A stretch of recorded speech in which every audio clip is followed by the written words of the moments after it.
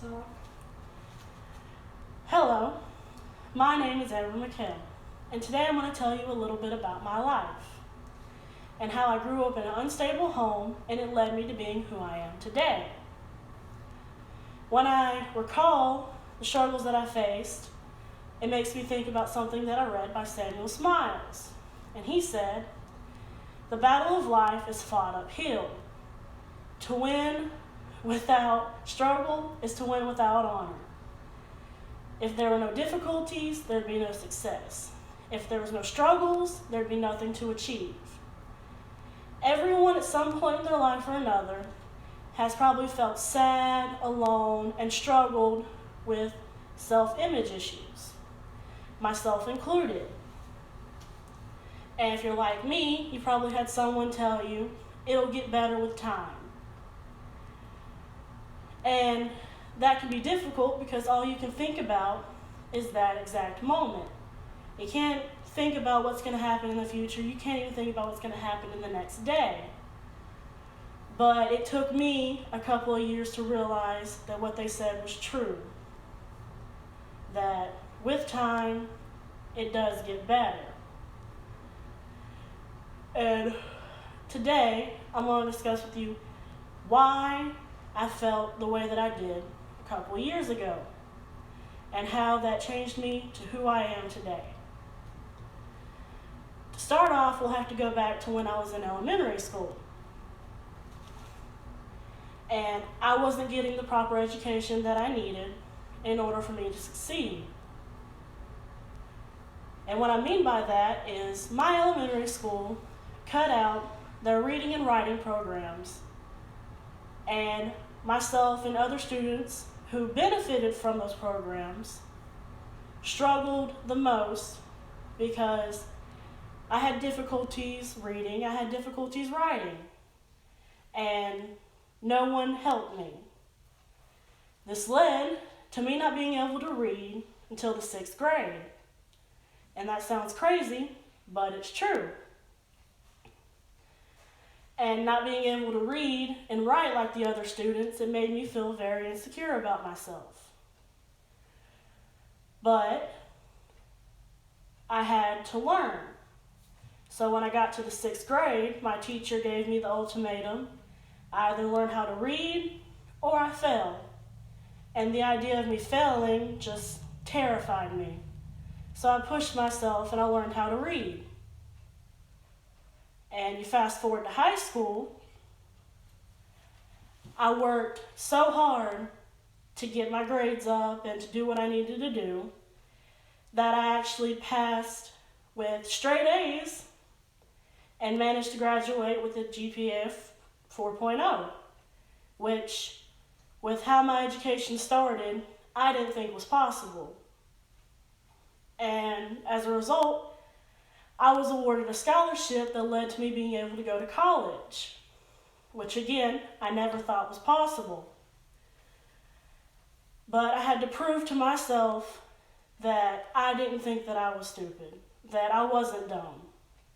And receiving that scholarship did that. It made me feel, better about myself, but I still wasn't completely okay with myself because I was suffering from another time of insecurity.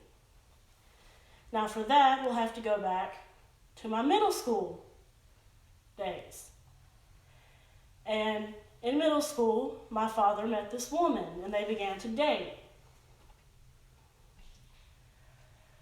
And everything was going fine until one day, out of the blue, she decided to start picking on me. And there was no reason for it, but she decided to start picking on me for my clothes. She said that I didn't dress like a woman, I dressed like a little boy because I liked wearing big baggy t-shirts and jeans. I'm a tomboy at heart, so I thought it was okay. But to please her, I started wearing more female clothes. And she still wasn't happy. She decided to keep making fun of me, and at this point she said I dressed like a slut, which I didn't. But that's what she would say to me day in and day out. And it was an everyday occurrence. And then she decided to start picking on me for my weight. And I knew that I was a bigger kid. Still to this day, I'm a bigger, woman. But every day coming home, her telling me, you're fat, you're ugly, you need to lose some weight, it really messed with my head. And being a little kid, that's not good for you. So I started, distancing myself from my friends and from my family. I would not talk to my friends at school. I would come home and go straight to my room and stay in my room all day. I figured if I avoided it, there'd be no issue. I was wrong, because then she started getting mad at me because I wasn't spending time with her. But there was no pleasing her. If I was with her, she was mad. If I wasn't with her, she was still mad. So this caused me to have a lot of self-image issues, and I got very sad. But thankfully, after a couple of years, she showed her true colors, and they split, which I couldn't be happier about, and he couldn't be happier about, because that boosted my self-confidence a little bit, but not anywhere near that I am today. And it takes a strong person to take all the sadness, all the struggle, and all the pain to turn it into something good, which is what I did. I used all that pain that she caused me to realize that it's okay being me, that I'm fine the way that I am, that it's okay to be me. And with that, I got closer to my family, and I made friends that really cared about me, and they, made me feel like I was worthy, which was one step. And then the second step was I found self-confidence in being me. I was all about, you look okay this way, you look okay this way, they'll love you, you love yourself, that's all that matters.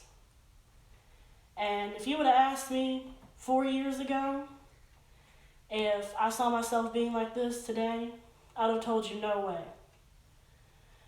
But, like I said, today I was going to tell you how I got to the point that I have.